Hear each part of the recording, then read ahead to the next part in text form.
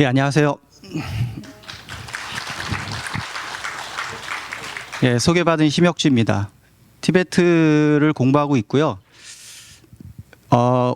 춘천에서 올라왔는데요. 오다가 예상은 했으나 예상치 못하게 두 번의 비를 맞아서 쫄딱 맞아가지고 지금 좀 불안정한 상태입니다.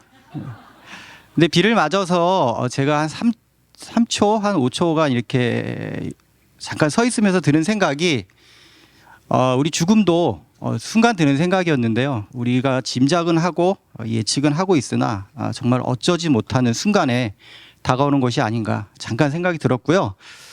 오늘 저의 강의는 주제가 이러한데요. 주최 측에서 이런 엄중한 주제를 주시면서 시간도 굉장히 짧은 시간을 주셨습니다. 그 이야기는 뭐냐면 제 생각에는요. 횡설수설하지 말고 허튼 소리 하지 말고 짧고 굵게 설명을 잘 하시라는 엄중한 경고 내지는 정중한 요청으로 받아들이고요. 제가 집에서 원래 대중 강연을 하면요, 이런 불교 단체나 불교 이론, 뭐 교학 체계, 수행, 뭐 증법, 교법에 관해서는 아는 바가 거의 없고요. 그냥 수업을 하면서 예전에 티벳의 체험, 답사를 다니면서 주변에서 그냥 서성이는 정도, 그리고 이제 밖에서 어슬렁거리는 정도이기 때문에 거의 강의를 하지 않습니다.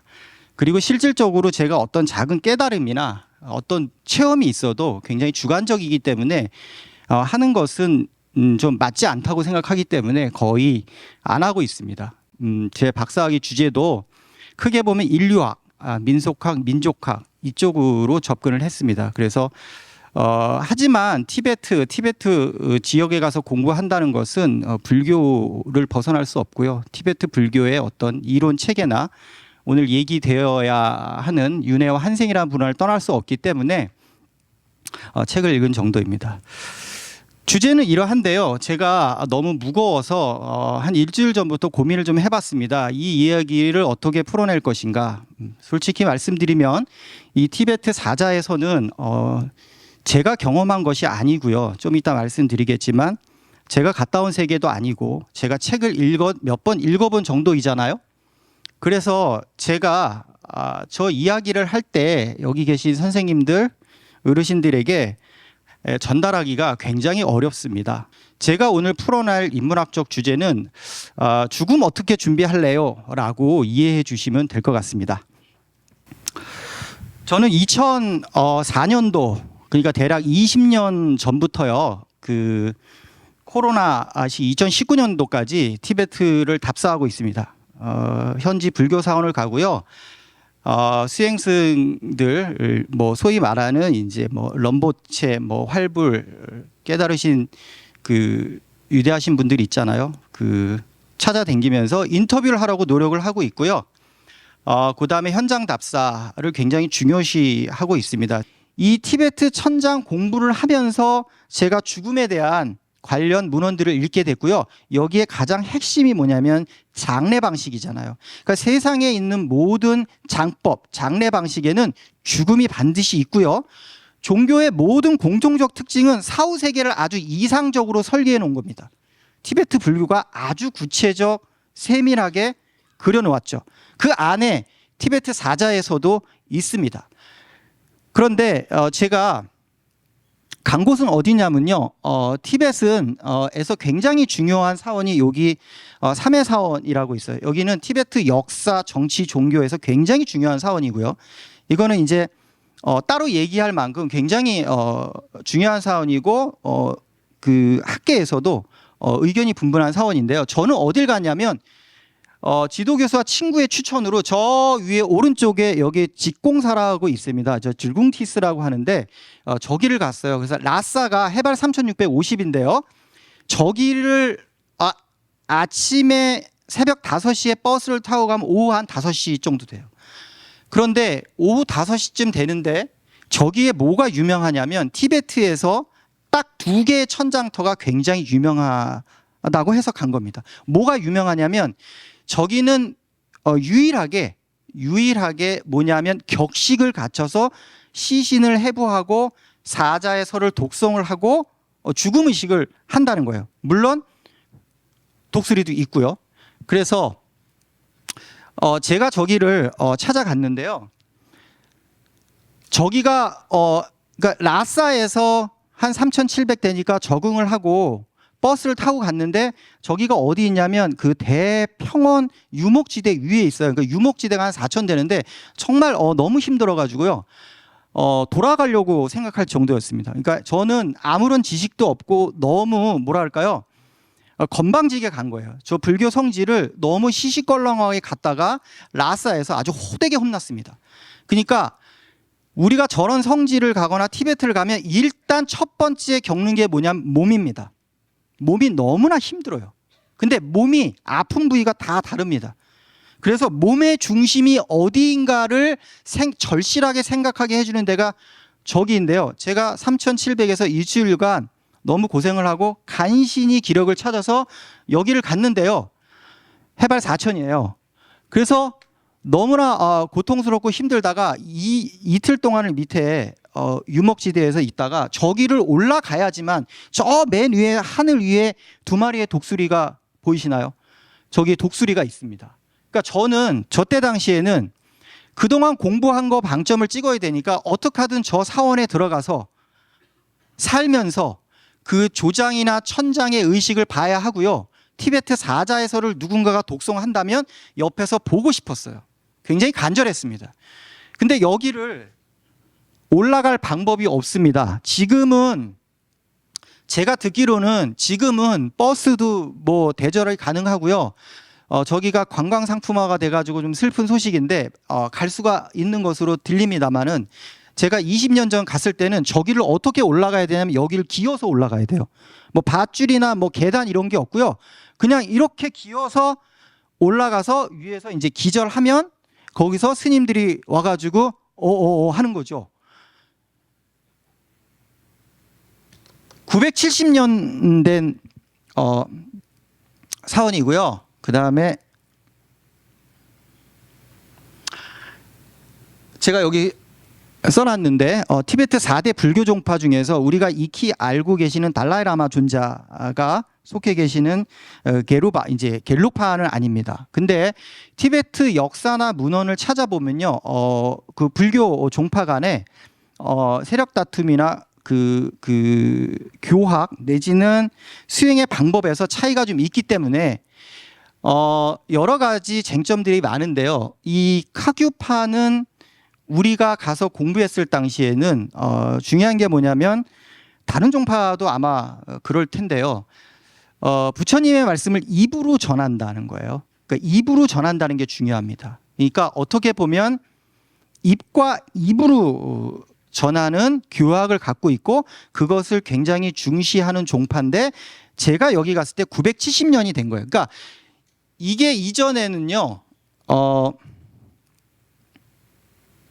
저기가 다 동굴이었다고 합니다. 다 동굴이어서 대략 1000년 전부터 아주 오래전부터 수행을 하시는 분이 저기다 어떻게 동굴을 팠거나 굴을 팠거나 은신처를 마련해서 수행을 하신 거고요. 근대를 넘어오면서 이제 정부의 도움도 있었고 보시를 받아서 이렇게 개축을 하는 거죠. 여기 이 사원에 제가 정말 처음에 갔을 때 정신을 차리고 놀란 게 뭐냐면 이게 행정실 비슷한 건데요. 저 위가 금빛 찬란합니다. 그래서 이제 제가 여쭤봤더니 저게 진짜 황금인지 아닌지는 모르겠으나 대만에 있는 티베트 불교 신자가 기부를 해가지고요 저거를 입힌 거예요. 그러니까 여기를 그러면 왜 저렇게 사람들이 역사에서나 실질적으로 사람들이 많이 찾고 저기서 하는 12년마다 하는 종교 법회가 있는데 한 3개 그 티베트 전역, 중국 전역 3개에서요 대략 말이 20만이지 끊임없이 옵니다. 저 종교 법회를 할 때. 왜냐하면 높으신 수행이 높으신 활불 깨달음을 얻으신 분이 있다고 믿는 거고 실제로 계신 것으로 저는 확인이 됐는데 이게 이제 제가 묵었던 곳인데요. 제가 여기서 또 한 번 더 말씀드리는 게 뭐냐면, 제가 처음에 소리가 중요하다, 소리를 듣고 입과 눈과 혀보다는 귀가 중요하다고 말씀드렸죠. 제가 그것을 느꼈던 때가 바로 여기서 생활할 때 어떤 걸 느꼈냐면, 이곳은 전기가 들어오지 않습니다. 지금은 들어올는지 모르겠는데, 그래서 촛불을 켜요. 그 촛불도 아껴서 켜기 때문에 하나만 켜고요. 그 다음에 일주일이나 한 달에 한 번씩 라싸 가서 이걸 공수를 해오는데 물이 없어요. 쫄쫄쫄 떨어지는 아니면 빗물인데요. 그래서 제가 제일 힘들었던 게 뭐냐면, 일반인들이 저런 데 가서 생활을 하려면 오후 4시 이후가 정말 고통스럽습니다. 할 게 아무것도 없어요. 그러니까 우리 일반인들이 사는 이 세계는 저녁 7시 밥 먹으면 정말 할 게 많죠. 이 욕계에 사는 이 세상의 우리들은요, 7시, 특히 대한민국에서 7시 이후에는 정말 소돔과 고모라가 저리 갈 만큼 쾌락과 즐거움이 사방에 깔려 있습니다. 6시 이후에 라이더 하시는 분들이요, 정말 영화처럼 질주를 하고 계시잖아요. 먹는 것, 그리고 볼 것, TV가 너무 재밌잖아요. 제가 외국에서 어느 교수님이 말씀하시는데, 제가 어느 나라라고 특정적으로 말씀은 드리지 않겠지만 그 나라는요, 밤이 너무 재미없고 무료해서 일찍 잔대는 거예요. 근데 대한민국에 와서 보니까 잠을 잘 수가 없대요. 너무나 재밌어서. 어쩜 텔레비가 저렇게 입맛에 딱딱딱 맞게, 틀면 쇼핑, 틀면 먹는 거, 틀면 여행 가고, 틀면 관광 가고, 드라마도 정말 재밌다는 거예요. 잠을 잘 수가 없다, 11시까지. 그리고 11시 이후에는 각종 OTT 보고 싶은 것들이 정말 천국이죠. 죽지 않고 싶은 겁니다. 그러니까 그분이, 그런데 전 세계적으로 그 리스트를 조사해 보니까 자기가 살고 있는 저녁 7시 이후에 정말 무료하고 재미없는 삶을 사는 나라가 행복지수나 만족도에서 굉장히 높고요, 우리나라보다 굉장히 높게 있습니다. 근데 제가 그걸 본격적으로 어디서 느꼈냐면, 여기를 갔는데 저녁을 주지 않습니다. 너무나 고통스러웠어요. 저녁을 먹질 않고요, 아침과 점심을 드시고 그 다음에 5시 넘어가고 7시 되면 각자의 숙소에 들어가셔서 수행을 하시는지 잠을 주무시는지 아니면 뭘 하는지 알 수가 없는데, 제가 조금 아까 말씀드린 제가 묵었던 방에서 가만히 앉아 있으면 너무나 힘들어요. 할 게 없어가지고 5시부터 가만히 앉아 있는 겁니다. 누우면 잠도 안 와요. 힘들어가지고. 그리고 온갖 마귀들이 라면, 짜장면, 초콜릿, 영화 이런 것들이 뭐 엄청 돌고요. 3일을 기준으로 이제 거의 우울지경에 내려가고 싶어가지고요. 근데 아직 독수리를 못 봤으니까 못 내려가는 거죠. 그런데 제가 여기서 막판에 버틴 이유가 있습니다. 저녁에요, 소리가 들립니다. 해발 4,700, 4,800에 970년 된 수백 개의 저 방에서 소리가 나요. 무슨 소리일까요? 경을 읽습니다. 스님들이요, 제가 본 걸 유추를 하자면 낮에 자기의 스승님에게 경 따라 읽기를 하거나 둘셋 모여서 어느 특정한 뭐 햇볕이 내리쬐는 곳 어디 가서 경을 읽습니다. 여러분들 미디어나 이런 데 보신 것처럼 경전을 읽고 경을 읽고, 그리고 혼자 뭐 하시는 분도 있고. 근데 그분들이 내가 가만히 들어보니까 밤마다 소리를 내시면서 읽으시는 거예요. 근데 저기 전기가 없죠. 불이 없습니다. 어떻게 낼까요? 외우는 거예요. 외워서 외우는 것 같더라고요, 제 생각에. 근데 제가 밤이 되면 이제 한 7시부터 가만히 앉아서 그걸 기다립니다. 근데 저기에 만약에 500분이 수행을 하고 계신다면 그분들이 서로 다른 경전을 읽거나 서로 다른 독송을 할 가능성이 굉장히 높은데요, 제가 환영이 보였는지 모르겠는데 시간이 지날수록 저 소리가 합쳐져 가지고요, 제 개인적인 상상력을 동원하자면 산이 울릴 정도로 밤에 어마어마합니다. 웅웅해요. 그러면 진짜 노래 같기도 하고요, 정말 거기에 흠뻑 취해가지고 아, 이게 소리의 정말 위력이구나. 그래서 티베트 가시면 제가 항상 주의 깊게 듣는 게 뭐냐면 포탈라궁 안에 들어가서도 그렇고 불교 사원에서 들어가서 경전 읽으시는 모습을 보면 항상 가만히 서서 듣습니다. 소리예요. 소음이 아닙니다. 소음은 경적 소리, 빠방하는 소리. 소음은 우리의 몸을 힘들게 하고 불쾌하게 하는데 소리는요, 우리의 몸에 굉장히 이롭게 합니다. 편안해져요. 자, 소리 얘기를 계속하고 있는데요. 진도 좀 나가보겠습니다. 이 4개가 있고요. 제가 이제 천장의 얘기를 조금 하면서 시간이 그러니까요. 사자에서 얘기를 하도록 하겠습니다. 요 3개가 있어야 됩니다. 공간이 있어야 되고 높아야 돼요. 바람이 불어야 됩니다. 왜냐하면 시신의 냄새가 있기 때문에 바람이 불어서 어느 정도 날려줘야 됩니다. 겨울에 천장하기 굉장히 힘듭니다. 제가 봤는데요. 이 머리카락은 밀고 손톱도 밀어서 유가족에게 주기도 하고요. 이 해골 있잖아요. 그거를 망치로 이제 부수는 경우도 있는데 겨울에 굉장히 춥거든요. 치면 이게 바사져서 얼굴에 탁탁탁 튀어가지고요. 선장사 그 스님도 얼굴이 막 이렇게 차차차삭 핏발이 쓰고 그렇습니다. 근데 아무튼 저 공간이 굉장히 중요합니다. 조용하고 높은 곳에 있어야 되고 두 번째가 이제 독수리가 있어야 되고요. 3번째 천장사가 있어야 되는데 저게 바꿔 말하면 저것밖에 없기 때문에 그렇게 하는 겁니다. 바꿔 얘기하면 저걸 찾은 게 아니고요. 티벳의 지리적 환경이, 인문학적 환경이 저렇게밖에 안 되기 때문에 장법을 저렇게 하는 거예요. 이게 이 야크 똥인데요. 이 앞에 보이시는 게 과자가 아닙니다. 비스킷이 아니에요. 저 아이가 목동이 하루 종일 저 야크 똥을 모아서 햇볕에 말리면 저기 막사에 들어가서 밤에 따뜻하게 피우는데요. 아시겠지만 나무가 없어요. 나무가 없기 때문에 티베트 장법에서 화장이나 탑장을 할 수 있는 대상은 굉장히 제한적입니다.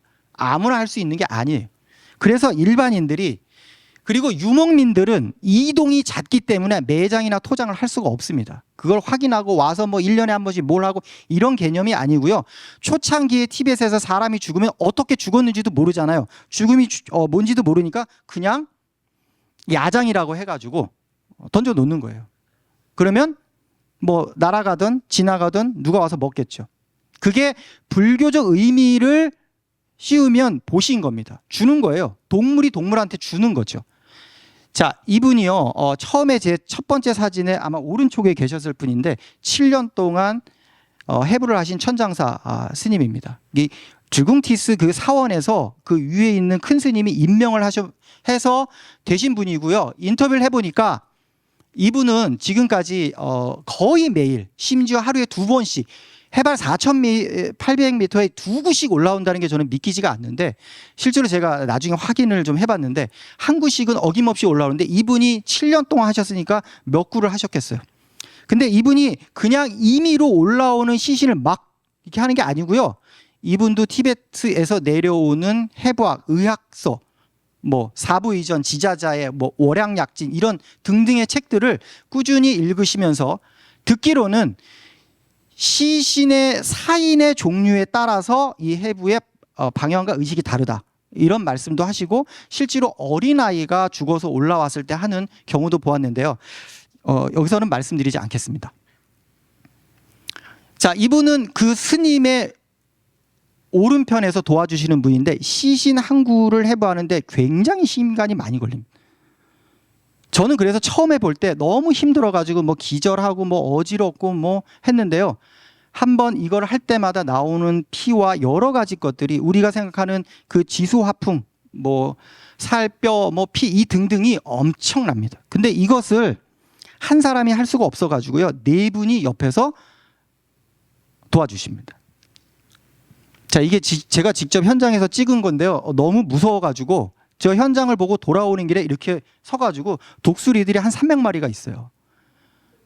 예, 독수리입니다. 근데 우리가 동물원에서 보는 독수리하고는 좀 다르다는 느낌이 들고요. 매일매일 독수리의 입장에서 보면 매일매일 생존을 해야 되기 때문에 그 생존에 영양소는 인간의 시신인 거죠. 그러니까 시신이 안 올라오면 저 독수리는 굶어요. 아마도 여기서 제가 알기로는 죽음에 관한 의식을 했던 것으로 기억을 하는데 제가 여기서 마저 죽을 뻔했습니다.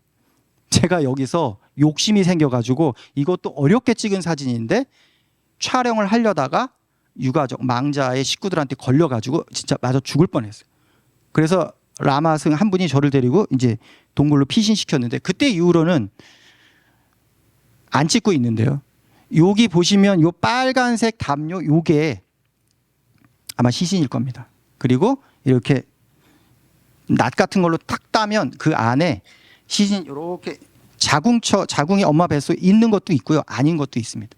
근데 사인이 달라가지고 매일 올라오는데 여기 쭉 앉아가지고 이제 보시를 하는 거예요. 망자 식구들이 보시를 하고요. 저 중앙에 계신 이제 스님이 나중에 이제 경을 읽죠.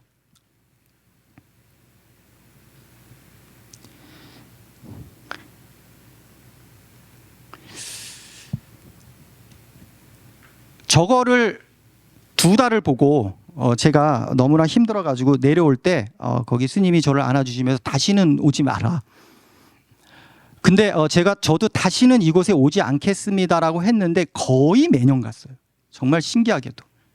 거의 티베트 저역을 매일 가고 매일 이제 인터뷰를 하고 저런 것을 하는데 오늘 주제와 관련하여 불교, 티베트 불교를 얘기하는데 윤회와 환생이 있기 때문에요. 죽음이 있는 거고요. 그 죽음에 대한 각종 의식이 있는 겁니다. 그러니까 우리가 조금 이따 볼 티베트 사자에서에서 가장 중요시하게 생각하는 게 아마도 저 몸에 대한 집착입니다. 저것이 수행자와 일반자, 출가자들이 다 다른 거죠.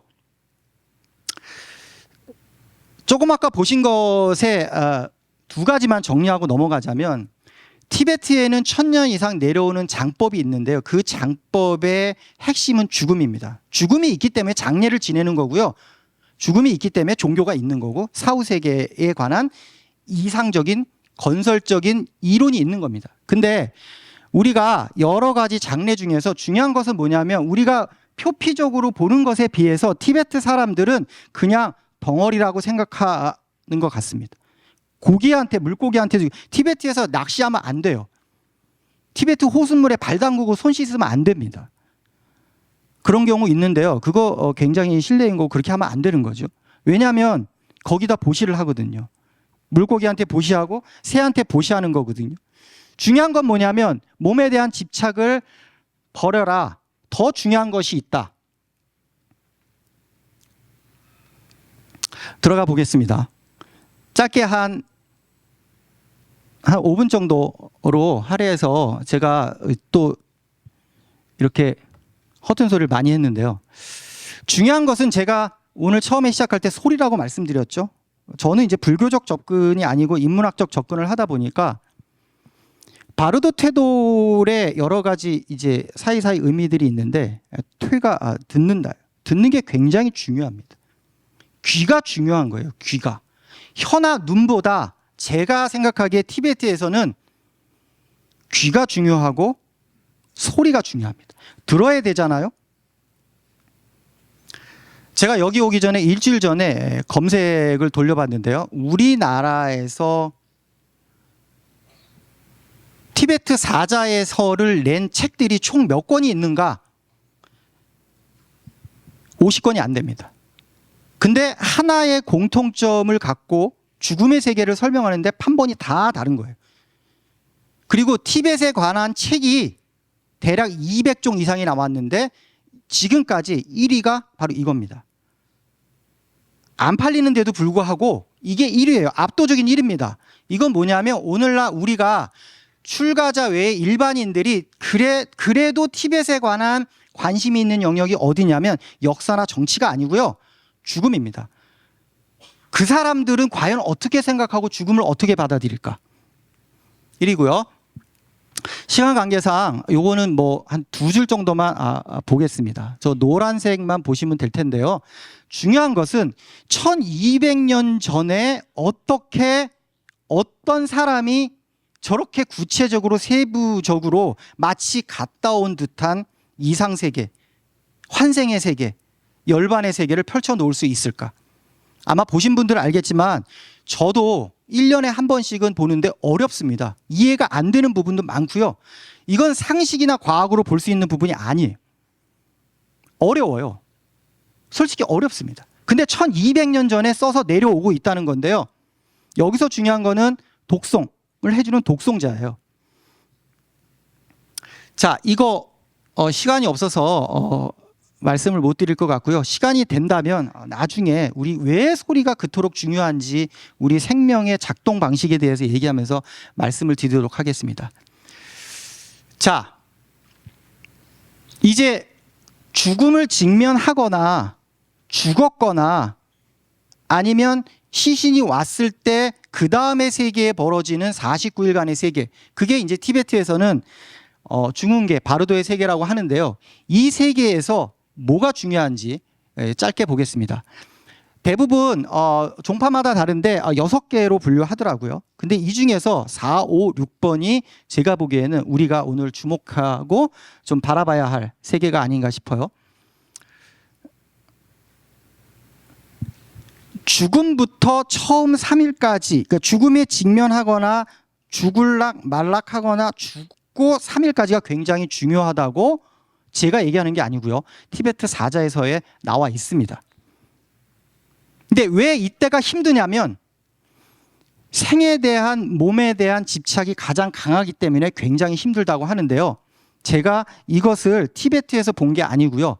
제가 오늘 죽음과 관련해서 한 달 전부터 여러 가지 책을 보고 사진을 보고 생각해낸 게 있는데요.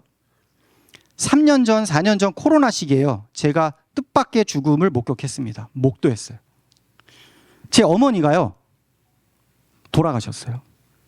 근데 코로나로 돌아가신 게 아니고요. 정말 뜻밖의, 정말 예상치 못한 질병이 발견이 돼서 돌아가셨는데, 돌아가시기 직전에 저의 손을 잡고 뭐라고 말씀하셨냐면, 나는 술, 담배를 핀 것도 아니고 남을 해롭히며 사는 사람도 아닌데 내가 왜 이렇게 죽어야 돼? 그러면서 그 침대 난간 있잖아요. 거기를 붙잡고 막 버티시는 거예요. 안 누우려고. 그러니까 누우면 본인도 이제 죽음이다 라고 느끼셨던 것 같아요. 그래서 침대 난간을 붙잡고 한 몇 시간 동안 버티시다가 그때 어머니가 제 생각으로는 많은 환영들, 많은 슬픔과 분노와 받아들일 수이 없을 게 왔을 것 같은데 깜짝 놀라게 저한테 뭐라고 말씀하시냐면, 거기가 호스피스 병동이었는데 4분이 계신데 호스피스 병동은 매일 아니면 일주일에 한 번씩 나가시죠. 사라지십니다. 빈자리가 나오는데 갑자기 어머니가 앞을 빤히 바라보면서 욕을 하시는 거예요. 욕을 하시면서 제가 이 욕을 할 수는 없고요. 제 손을 보면서 그 앞에 계신 분도 호스피스에 왔으니까 머지않아 임종을 맞이할 분인데요. 그분은 굉장히 평온하시고요.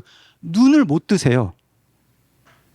장님이신지 아닌지 병 때문에 눈이 어떻게 된 눈을 못 뜨시고 아들이 먹여주는 음식을 그냥 매일매일 편안하게 받아 드시고 누우시더라고요. 근데 어머니가 그 침대 난간을 놓고 들어가시기 바로 전에 뭐라고 하시면 앞을 보면서 나도 저걸 먹고 싶어.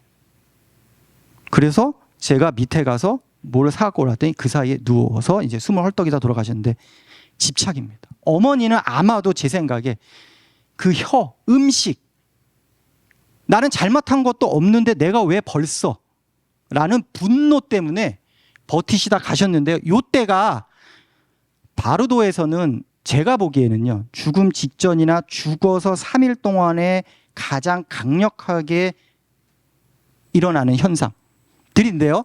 여기 제가 노란색을 친 부분이 비교적 중요한 얘기인데, 그 몸에서 색이 사라진다고 그래요. 그러니까 엄마 아빠의 상징성이 사라지는 거죠.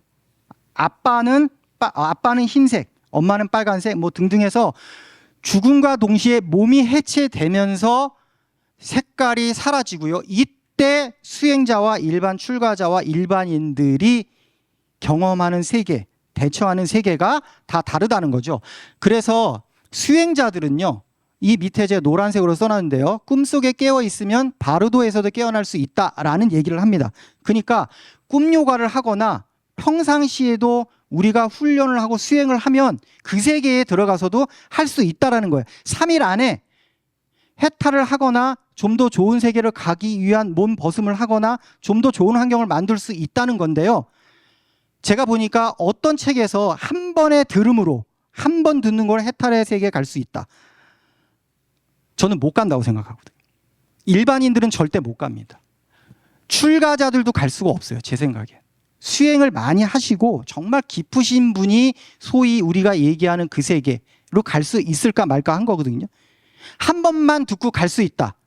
제가 보기엔 출판사에서 책 홍보 마케팅으로 한 것 같은데 한 번만 듣고 갈 수 있는 사람은 일반인들은 없습니다. 자, 두 번의 단계인데요. 그게 3일 동안에 해결이 안 되면 요 3일에서 20일 사이에 들어간다는 거예요. 근데 여기서 중요한 것은 수행이 안 돼 있고 업장이 깊기 때문에 여러 가지 불빛들이 이렇게 나타나는데 이게 우리 마음이 만들어낸 환영인 거죠. 그래서 독송이 필요한 겁니다. 그래서 수행이 깊으신 분, 수행이 높으신 법력이 있으신 분이 와서 귀에다 대고 건드리지 않고 귀에다 대고 티베트 사자의 설을 독송을 해주는 거예요. 집단으로 해주는 게 아니고요. 독송을 해주는 겁니다. 근데 여기서 이 불빛들이 상징하는 바가 있는데요. 책에서는 어떤 불빛을 따라가면 천상, 축생, 악이 지옥으로 가고요. 어떤 불빛을 따라가면 해탈의 불빛으로 길로 들어갈 수 있다고 하는데 그것도요. 수행이 되고 업장이 평상시에 이 윤회의 세계에서 벗어날 수 있는 업이 되신 분이 독송을 들으면서 갈 수 있는 가능성이 있다고 저는 생각합니다. 두 번째 세계에서 저 21일의 세계에서 빛을 올바르게 보지 못하면 그러니까 순수한 본성이 우리 몸이 해체되면서 책에서는요. 우리 몸의 구조를 얘기하면서 티베트 의학에서 얘기하는 맥, 기, 차크라, 명점들도 그 미묘체들도 서서히 붕괴되면서 어떤 순수한 본성이 나타나는데 그 빛을 볼 수 있느냐, 판별할 수 있느냐, 분별할 수 있느냐가 관건이라고 해요. 근데 그 빛을 판별할 수 있는 자가 얼마나 될 수 있겠습니까? 그래서 평상시 우리가 살 때의 업이 얼마나 중요한가를 얘기하는 거고요. 자, 해결이 안 됐어요. 그러면 마지막 단계인데요. 제가 여기서 중요시하게 생각하는 것은요. 해결이 안 됐습니다. 환생을 하거나 어떠한 형식으로도 다시 태어나야 돼요. 윤회의 그 끝을 보지 못했기 때문에 그리고 윤회의 끝을 보거나 해탈하고자 그 해탈을 하는 사람은 극소수입니다. 근데 여기서 중요한 건 뭐냐면 그 영가의 업장이에요. 책에서는 그렇게 얘기하고 있는데 우리가 얼마만큼 업장의 두께를 갖고 있는가. 근데 독송자도 중요하고 귀도 중요한데요. 제가 어디 가서 이거 얘기할 때는 저 부분은 제가 전공자가 아니라 좀 더 구체적으로 실체적으로 얘기할 수가 없는데요. 저는 이런 것 같아요. 가끔가다 우리 꼬맹이나 젊은 애들이 왜 나 낳았어? 하고 엄마 아빠한테 덤비잖아요. 누가 나 낳으래? 하고 덤비는데요. 바꿔 말하면 티베트 사자의 설을 읽어보면 제가 보면요. 탄생의 장소와 대상은 엄마 아빠가 정하는 게 아니고 내가 정하는 거다. 막판에 자기가 정하는 거예요. 자기가 업 갖고 자기가 들어가서 자기가 선택하는 거죠. 죽음의 주도권을 자기가 잡고 있는 겁니다. 자, 결론을 말씀드리고자 합니다. 혹시 이 영화 보신 분 계실 텐데요. 안 보신 분이 더 많을 것 같은데 일본의 거장이죠. 굉장히 영화 잘 찍는 사람인데 저 감독의 특징은 아주 흉악하고 험악한 세계를 피 하나 보이지 않고 피나 칼, 도끼 이렇게 흉악한 거 보이지 않고 영화로 찍는 사람입니다. 다큐멘터리 작가고요. 원래는 죽음에 관한 전문가예요. 근데 이분이 원더풀 라이프라는 영화를 찍었는데 이 영화를 보면서 저는 혹시 이 감독이 저 바루도 티베트 사자의 설을 읽고 영감을 얻지 않았나 할 생각이 들 정도로 아주 근접하게 영화를 찍었습니다. 꼭 한번 보시기 바랍니다. 자, 우리에게 무엇을 줄까 생각해 보면요. 제가 아까 뜻밖의 죽음, 저희 어머니 예를 말씀을 드렸는데요. 제가 아까 오면서 비 2차례 연달아 맞고 정말 깜짝 놀랐는데, 죽음은 아시겠지만 예측한다고 오지 않습니다. 제가 솔직하게 고백을 하자면 20년간 썼던 책과 원고와 강연과 모든 것들이 다 거짓말이었고 허튼 소리였다는 것을 어머니의 죽음을 통해서 확인했습니다. 그리고 반성을 많이 했어요. 실제로 우리 주위를 둘러싸고 있는 가족이 죽지 않는 한 죽음을 본질적으로 목도하기는 굉장히 힘듭니다. 부고장을 보고서 우는 사람 그렇게 많지 않아요. 그런데 우리가 오늘 저녁, 매일 저녁 대한민국 뉴스를 보시면요, 정말 저렇게 죽어? 하는 사람이 부지기수고요. 알려지지 않은 사람은 정말 얼마나 많겠습니까? 그래서 이 제가 오늘 드리는 강연의 메시지는 뭐냐면요, 티베트 속담 2개를 설명하면서 마치고자 합니다. 높은 산을 다 먹어도 배가 부르지 않고요, 바닷물을 다 마셔도 여전히 부족하다. 우리 욕계에 사는 동물들은요, 할 수 있는 게 솔직히 말씀드려서 보시와 절제밖에 없습니다. 보시가 뭐냐면 양보하는 거예요. 손해보는 겁니다. 따지지 않는 거예요. 저거로부터 시작하는 겁니다. 업장을 우리가 크게 출가하지 않고요, 전문으로 업을 하지 않는 이상 우리가 할 수 있는 게 그렇게 많지 않고요, 굉장히 어렵습니다. 제가 최근 몇 년 동안 아주 중요시하게 생각하는 속담인데요, 이것이 아마 티베트 사자의 서에서 말하는 여러 가지 논리와 이상세계가 주는 현실적인 결론이 아닌가 생각합니다. 그런데 우리가 어떻게 이것을 해야 할까요? 마지막 미션을 드리면서 마칠까 합니다. 아침에 눈 뜰 때 3초, 잠잘 때 3초, 여러분들 잘 아시는 죽음 명상을 하시면 효과가 있습니다. 나는 죽는다. 반드시 죽는데 언제 죽을지 모른다. 죽을 때 아무것도 가져가지 않는다. 그 다음에 아침 저녁으로 3초 눈 까딱할 때 죽음에 관해서 생각하시고요, 그것의 기초를 우리 가족, 배우자, 자식, 부모님으로부터 실천하고 수행한다면, 저는 출가가 아닌 이상 우리 일반인들이 할 수 있는 가장 어렵지만 가장 쉽게 할 수 있는 실천 방안 중에 하나가 아닐까 생각합니다. 긴 시간 너무 또 이래저래 떠들어서 죄송합니다. 감사합니다. 일단 마치겠습니다.